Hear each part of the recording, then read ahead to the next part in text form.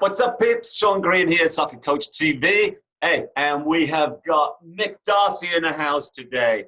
Mick D'Arcy is the head women's soccer coach of a Division I program here in Connecticut in the United States.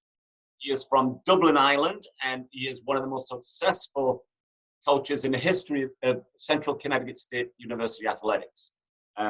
Mick has been coaching, I think it's going to be his he's been coaching in Division I for 22 years.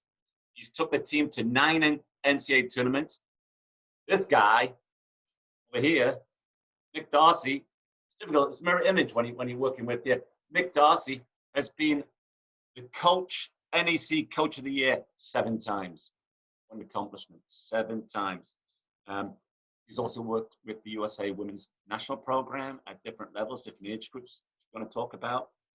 He was an assistant at University of Hartford, and before then, he was a director of running Tony DiCicco's Soccer Plus Goalkeeper Camps. He said he is from Ireland. He's got a beautiful wife and 2 sons at home. And Mick, how are you holding up, brother? I have a daughter at home as well. I can't forget about her. How are you all holding up? Are you getting at each other's throats? Are you managing? Or everything's cool? No, it's good. It's good. Plenty of room around the house where we can all find our little hiding spots and get away. And it's, I'm sure there's folks out there who have it a whole lot worse than we do right now. So can't complain. When this is all over, Mick, this pandemic, what would be the one thing you would take away from it? The one lesson that you've learned from this pandemic? I think it's kind of, taking us all back to basics a little bit, back to what really is important. I think we get carried away at times with not necessarily the materialistic things in the world, but sometimes even soccer becomes a little bit too important. But yeah, I think this has kind of forced us all back.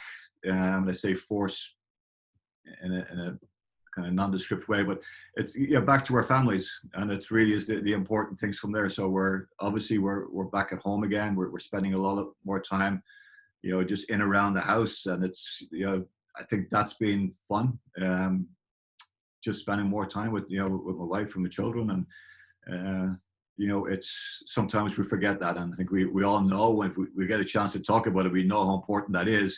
But sometimes our daily lives get take us in different directions. So I think it's been a nice reminder, and I think hopefully when we get back to what was a sense of normalcy beforehand, we'll remember that how important our families are.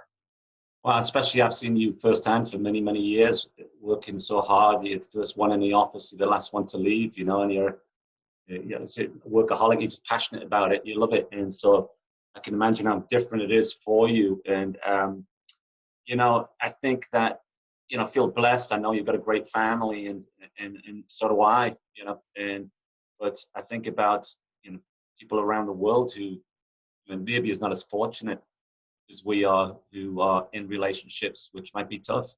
I mean, spousal abuse, I believe, in Italy went up like 30% at home. And so, it's tough. It's one thing going through this pandemic, but imagine going through it, being in a situation with somebody you dislike, or a tough relationship, or even just being alone. It's tough. It's tough on many different levels, this whole experience. Yeah, that's why, to be honest, I find it hard to complain about, because I know we got it pretty good. And, we were joking the other day, what would it be like, going through this even without the internet, and so it's, we're able to kind of get away and spend some, spend a little time, doing what we want to do, doing little things like this, watching some webinars, and, everybody kind of is on their phones and their iPads and so forth. So it gives us a chance to, to do some other things. But it's, Netflix and Amazon, all that, it's all been well used over the last couple of weeks. So, but I know not everybody's got access to that. So it's, we're I think Netflix had something like 5 million or 10 million new subscribers through this. They did a poll on millennials. How do you say that again? The kids. The younger kids. They did a poll that said, what would you rather do? Would you rather go without the internet for a week? Or would you rather go without a shower for a week, right? You got to pick one of the two. And it was overwhelming. They said they would rather not shower for a week. They go with the internet. Mick, tell me 3 beautiful things about Ireland. Oh gosh, it's I think probably the best thing about Ireland is the people. Without doubt, it's a very friendly country. Anyone who's been over to visit, it's probably the first thing they'll talk about, just how welcoming the people are. So that would be I think the first thing. I think the scenery, obviously, everyone is. If you haven't been there, you've seen the pictures, the cliffs of Moher, what it's like down in Kerry and Cork, and on the west coast and all that. So it's up north in Donegal, there's some beautiful parts of the country. So the scenery is breathtaking from there. Third thing, probably the culture, the music. I think there's the expression at home that the ceol and the crack. It's basically the ceol is the Gaelic for music, and the crack is just the banter, having a bit of fun. So I think that part of Ireland's culture is pretty special. Talking of music, Mick, I think I might be one of the few people who knows your real secret. You were a DJ in college, right? Before college. Before college. In high school. Tell me a little bit about that. Tell our viewers. We got people from all over the world who love music. I mean, music's that common denominator. How long were you a DJ? For a couple of years. It was obviously a very different time. But back in Ireland at the time, there was only one radio station, and it was controlled by the government, and that's still there, a great radio station, but there was only the one. And I think in England it was kind of pretty similar to the BBC, and then all of a sudden the pirate radios started popping up, the Radio Luxembourgs and all that. Right, I remember that stuff in the evening. That was just very different. So kind of a craze started in Ireland where the pirate radio came in, and every county kind of had their own radio station. So we had one in where I lived, and my sister got involved in it first, and she got me involved in it. So I was probably about 2 years I was on the radio. Who's your favorite band from the 80s? Oh, from the 80s. Well, U2 probably would have come through in around that time, so they were obviously pretty popular. But you go back to the likes of Dexys Midnight Runners. Oh, Police, I love that song. Come on, Eileen. I mean, there's some great stuff back then. Yeah, it's awesome. Do they still have Top of the Pops in England, Well, not with Jimmy Savile, but no, I don't know. Good question. Right. So Mick, as I said, he's from Dublin, Ireland. Absolutely brilliant city. And if you've never been, it's definitely put it on your bucket list. The friendliest people in the entire world. Mick, tell me about your story from your journey. How did you end up being in Ireland, being in Dublin, then coming out to the United States? To tell me a story. Yeah, it was. I guess everybody's story is a little bit different, but I'd finished high school, had no real intent in going to university. Wasn't something that had crossed my mind. It's certainly there wasn't some fantastic universities in Ireland, but there wasn't nearly as many as we would have here in the United States. And I certainly academically I wouldn't have been at the top of my class. And really at that stage, it was just the brightest minds were the ones that went to university. So I worked for a couple of years after high school, and then through my uncle up in Canada, a soccer coach had been in touch with him, and Ree was looking for. I played in goal, and they were looking for a goalkeeper, and the university was down in North Carolina, a small university called Methodist College, now Methodist University, and Mike Parsons was the coach down there at the time. And I know Mike very well. I don't know him well, but very well known guy. Yeah, and Mike talked to me on the phone. It was, pre-internet. That's how long ago it was. So doing research on the university was tough. Back in the old days, you'd look up the encyclopedias, the World Book, and you'd find a little bit of information there, and you get a nice little brochure in the mail. And, before I knew it, I was on a plane to North Carolina. Wow. It's unbelievable. Now, when you left North Carolina as a player, how did you navigate into coaching? I'd always kind of been in around coaching. My father was a professional player, and then he moved into coaching. So that part that was around the house. Football was a big part of our family. So that first part was introduced, kind of gradually, through my father. When I was home with a break in university, he actually had some downtime, and he signed me up to take my first coaching license and course. And that was actually while I was in grad school. So I did my UEFA courses then. When I was in grad school at Springfield College, I helped out with Peter Haley with the men's team, and Herb He was a Zetterlund. great guy too. Remember him? Yeah, Peter was great. He really kind of took me under his wing, and learned a lot about college coaching, the introduction to it, from there. So that was the first part. Then my next move was, so I went down to Tony DeCicco, was a Springfield College grad as well, and he was looking for somebody to work as a general manager for his Soccer Plus companies. And Tony took me on board and just introduced me to a whole new world of American soccer. And Mick, for those who don't know, our viewers around the world who don't know, Tony DeCicco was the former USA women's national team for many years. And he just a fantastic guy too. I've met Tony many times. Fantastic guy. And he won the World Cup with the United States national team. He won the Olympic gold medal in that national team. And I know you were probably closer to him than anybody, Mick. Yeah, I had a great time with Tony. Like I say, he took me in straight out of college, taught me the ropes.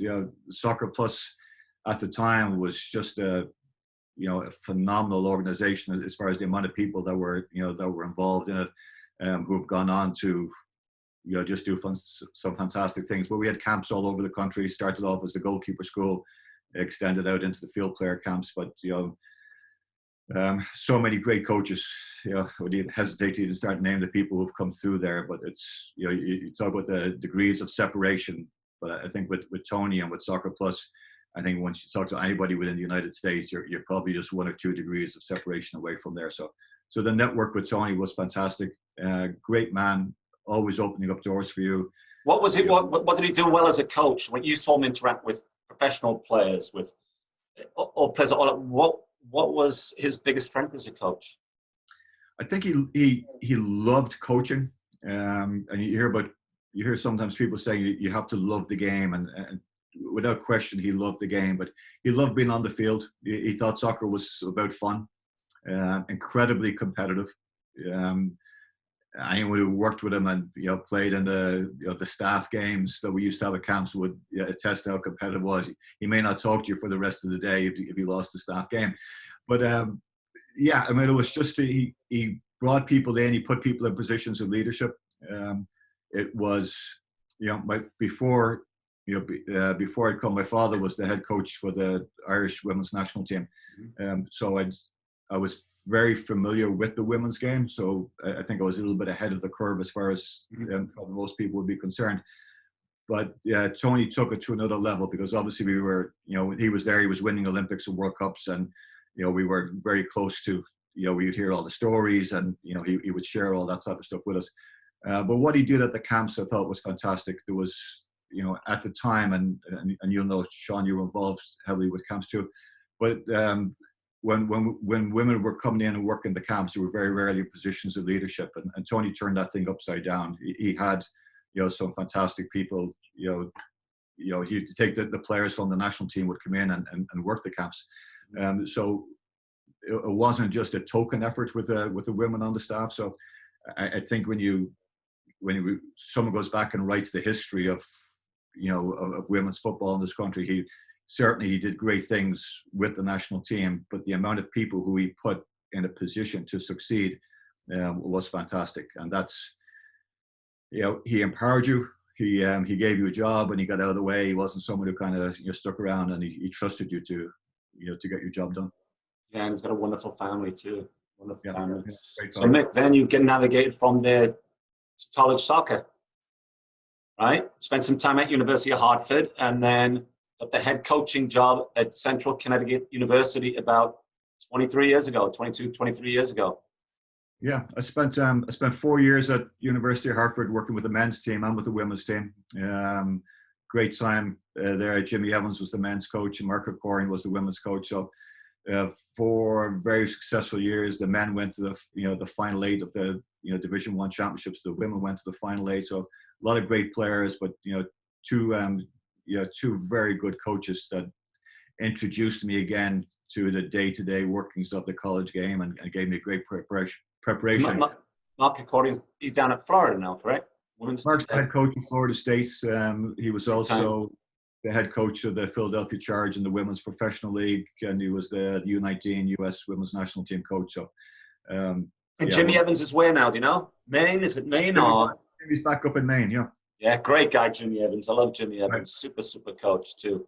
You know. So you Yeah. got into college coaching for women's soccer. You've built a tremendous legacy of great teams. Being the most successful sport in the history of our program. Championship after championship. What's the secret sauce, Mick? How come you win all these championships? What do you know that other coaches don't? I don't think it's what I know that other coaches don't, but it's yeah, as you well, you know very well. It's, you know, great players. You get some great players in, and it's, you know, it certainly helps, you know, a whole lot from there. But I think we took a long-term approach at the beginning. We wanted to build something out. It wasn't about short, you know, quick success. So I think the culture of the program is, you know, not self-perpetuating, because you know you need to stay on top of things and keep changing and so forth. But I think the groundwork is there for us to, you know, just to keep building on it from year after year. It's, you know, we're at a university that we're, you know, our nickname is the Blue Devils, but we talk about our blue collar work ethic, and you know, we recruit players who are just prepared to work hard at the game every day and give everything on the field. And I've been very fortunate to put together a wonderful staff that have been with me for a long, long time. You know, Sean's been with me for 19 years. Jen's been with me for, I think, 17 years. And yeah, a couple of other good people have come in and out. But, you know, you surround yourself with good people and good things happen. I love your staff. You've got a great staff. Jen is absolutely phenomenal. Jen Prozo, and obviously Sean Kelly. You spent a year as my assistant. Did you know that? Yes. Way many moons ago. You just have a great staff, because I've been fortunate because I've got to see you, the way you operate, the way you train, the way you handle diversity, the way you handle losses, which is few for you, but you know, and how humble and graceful you are. And I think you're a role model for any coach worldwide to follow. Let me ask you, Mick, a question. Why is it that the USA women's national team are constantly at the top of the world's game, okay, and the men's team are not? It's a great question. What are we doing right on the women's side that we're not on the men's side? Or is it just that maybe overall it's just much more competitive on a global level on the men's side? Do you agree with that or not? I think you have to look at the starting point of where obviously US came into the world game late on the men's side. You know, great story from 1950 World Cup. You know, where you know, put together a team and go down, and you know, they beat England and so forth. But it wasn't nothing that they built off from there. And really it was back until 1990 before the men got. You know, the 1990 World Cup was kind of their reintroduction to it from there, and then '94 World Cup was hosted here. And but you know, we didn't have a professional league, you know, without, you know, like the MLS, you know, started after the '94 World Cup. So it's taken a while for the game on the men's side to not be dominated purely by ethnic groups. I think the history of soccer in the US has been, you know, about the Hungarians, the Polish, the Irish, you know, all these, you know, different groups have come to it, and that's changed. I think now we're looking at it's no longer purely, you know, small ethnic groups that are playing the game. Now it generally is a legit, you know, American sport. The women's story was a little bit different, because the women's team kind of got involved as women's soccer was starting to take over, and they got a head start over some other countries. So like the traditional powers of world soccer, the Brazils and the Italys and so forth, they were actually slower to come into the world game than the US national team was. So yeah, I think in the early days, China was a big program. You look at the Scandinavian countries, Norway, Sweden, Denmark, they were big countries, but now everybody's playing women's soccer. So I give a lot of credit to the US team, because they had success early. They won a world championship in '91, but they've been able to maintain that and stay at the top, which is very difficult to do. Obviously, on the men's game, you know, Brazil probably would be the closest. You know, the likes of an Argentina, you know, the Italys, you know, they're usually thereabouts. But the US team always find a way to be there. I think the US team is looked at differently inside the country and outside the country. And I think inside the country, it's always been second guessed. Can they play better? Can they play with a different style? Can they? But the reality is that it's a team that wins, and it's a culture that's built around winning, and it's so competitive. Should they be paid the same as the men's team? You know, that's the hot topic right now, Sean, and I really don't know the ins and outs of it, because it's a different. Again, you're not comparing apples and oranges, and let me just say, first of all, I think for any man that's doing the same job as a woman, yes, you should be getting paid the same. But obviously, the differences are you've got the men who are playing for countries or playing for their club teams and getting well paid, from there, and they've got salaries coming through from there. The women's professional game players still aren't getting paid, close to what the men are. The revenue sources are different. But yeah, I think they need to sit down and come up with something that's fair here. So I don't know if it's necessarily going to be equal. I think when FIFA hands out the distribution checks from a World Cup, it's huge on the men's side, not nearly as big on the women's side. So that's an issue. But you're starting to see somewhere along the line there has to be some change. And what the Billie Jean Kings of the world did for tennis so long ago, and it was outrageous at the time that the check for winning Wimbledon will be the same for men and for women, and now that's become the norm. So yes, I get the economies where it doesn't necessarily add up right now, but it has to change. And I think if it does, it'll help the women's game grow even more. Are there more men coaching women's college soccer than females? I don't know what the numbers are, Sean. It's I think there's been if you go back to before Title IX, and Title IX was a legislation passed in the United States that basically brought about a level of equity between men's and women's sports as far as opportunities are concerned. What that did was provide a whole lot more opportunities for girls and for women to compete, but it also created more funding, and which brought more men into the women's game, and I certainly would be one of those. So it's a dilemma as far as how is it going to how does that work going forward. I think what I'm seeing right now is there's a great influx of young female coaches coming through. I think right now the numbers will probably drop as we go forward, as the percentage of men I think will become less over the course of the years. Ultimately, what I think we all would love to see would be a swing going the other way. When are we going to see more women getting involved in coaching on the men's side of the game? And that's slowly happening. And I think that will be the real groundbreaker from there. Yeah. I mean, I remember when I started doing my coaching licenses, the United States Federation, and I think on all the courses I went on, there was maybe one female. And, it really applies.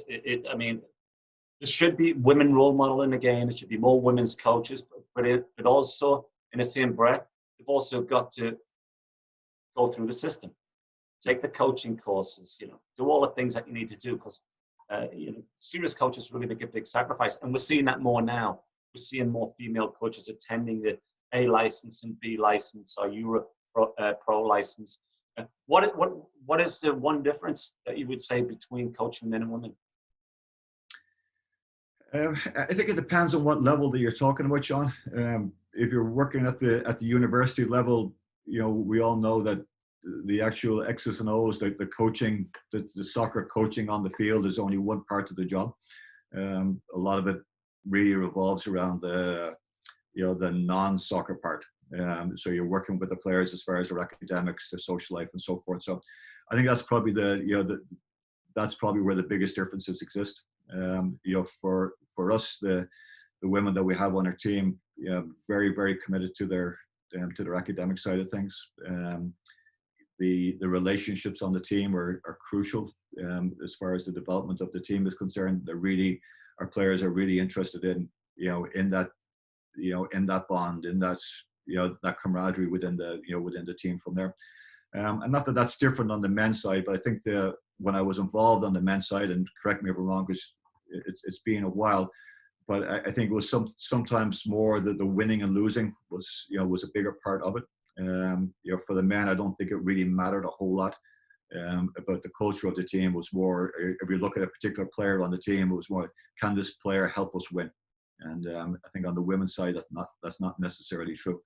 I think it's character is probably a bigger issue on the women's side. So it's, for me, it wasn't a case of either or. I loved coaching men's teams and I love coaching women's teams. So it's certainly some differences. I think for the most part, and it's maybe changing on the men's side as well too, but I think for the most part, you need to explain things a little bit more on the women's side, not because they don't understand, it's because they want to know. Whereas when I was coaching men, it was just like, here's what we're doing, let's go. But I think on the women's side, we need to explain tactically what it is, why we're doing it.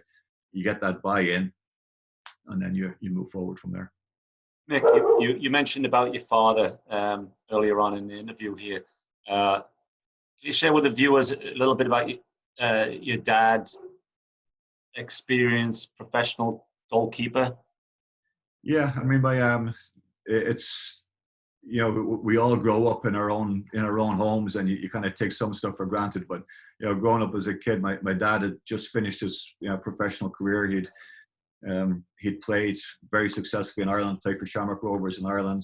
Played back in the European Cup, which was the precursor to the Champions League.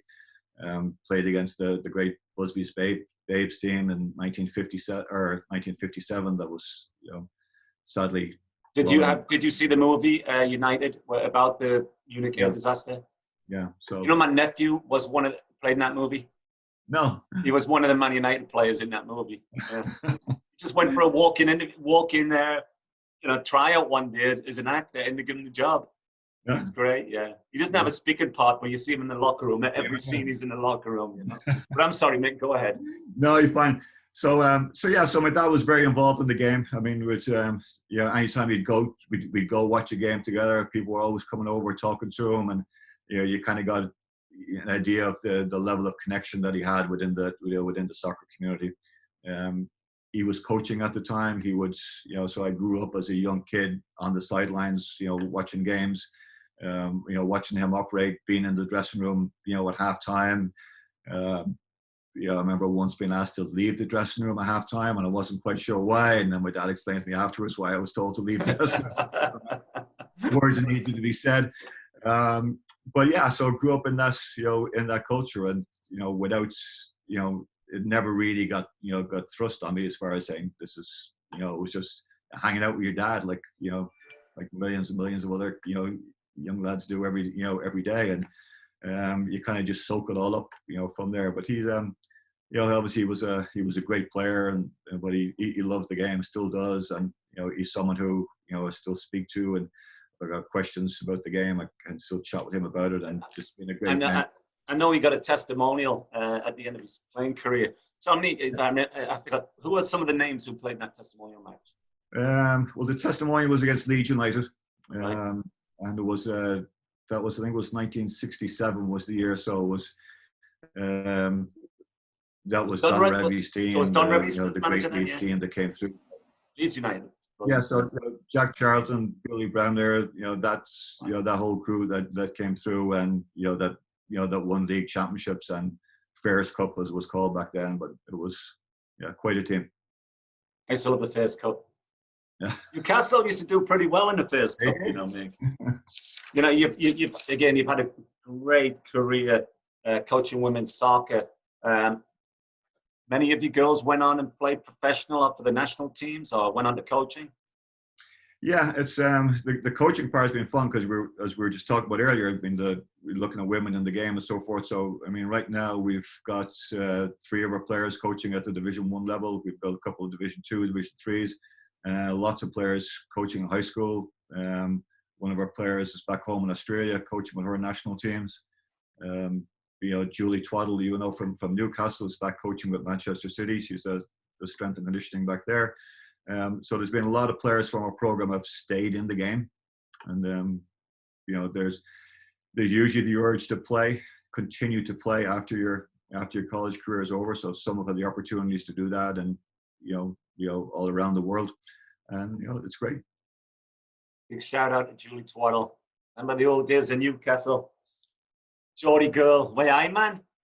Hey Mick, I've known you for a long, long time, probably a couple of decades. But just think about this, Nick. I've never heard anybody else call you anything but Mick. Do you have a nickname? Did you have a nickname when you were a younger kid, or Well, do you have a nickname I don't know about? Yeah, Michael was my name, so Mick would be the nickname. Is that it? Are you just afraid to tell us your real nickname? No, that's all I've been called so far. Okay. If you hear one, let me know. What's your favorite thing to celebrate, mate? My favorite thing to celebrate? Yeah. An Arsenal goal. So you don't celebrate often, eh? Not lately. I heard the Bundesliga starting up next week. I know, yeah. That's unbelievable. I'll become Bundesliga fans. Do you have any superstitions, mate? No. None? No. What's your, you've influenced so many people and players. Finally, what's your version of moral support? How would you define moral support? I think when you look at coaching, Sean, it comes back down to, again, we just talk about the stuff outside of the practices. I think that's just really when you're talking about getting to know people. Players, obviously, we sometimes forget. We think of them as a center back, as a right back, as a center forward, or goalkeeper, whatever. But we know that there are people there too, and that's the understanding what people are going through. I think that it helps you as a coach to understand your players better. And when you start to spend a little bit more time to do that, you understand what's going on in their lives, and that's when I think you can give those levels of support from there. So if you don't know your players, you can't do that. But the better you get to know them, the more support you can give. And they say that players don't care how much you know until they know how much you care. Very true. It's very true. Yeah. But listen, we've had a great time, Mick. I want to thank you for coming on Soccer Coach TV. Great information, very enlightening. I appreciate it very much, Mick. Oh, thanks for having me on, Sean. It was a lot of fun, and good to see you again. Yeah, you too. We'll see you when this thing comes out. So, listen, all my viewers out there in Soccer Coach TV land, once again, thank you for your time. I know that's the most important thing you have. Bless up, and we'll catch you next time on Soccer Coach TV.